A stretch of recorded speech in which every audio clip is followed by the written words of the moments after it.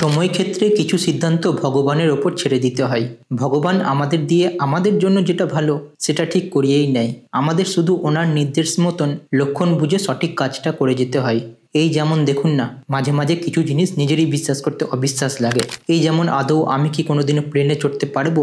আমিও কি পারবো আর 5টা লোকের মতন স্মার্ট হতে, কিংবা এমন কিছু করতে যেটা কেউ কোনোদিন ভাবেইনি বা আমরা নিজেরাও ভাবি না, কিন্তু কোনো এক অদৃষ্ট শক্তির কারণে বা ভগবানের ইচ্ছায় আমরা সেটা ঠিক করেই ফেলি।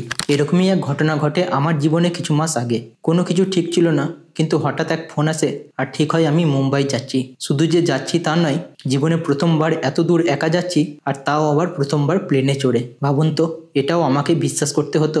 আমি যে কিনা রোজগারের জন্যই বাড়ি থেকে বেরোই না, বাড়ি বসেই কাজ করি, ল্যাদ খাই আর বই পড়ি, এভাবেই সময় কাটাই, হঠাৎ জানি না কিভাবে আমি মুম্বাই যাওয়ার জন্যই রাজি হয়ে যাই, তাও আবার জীবনে প্রথমবার প্লেনে চড়ে। ভাবুন তো, অবাক করার মতন নয় বিষয়টা? আর তাই তো আমি বলি,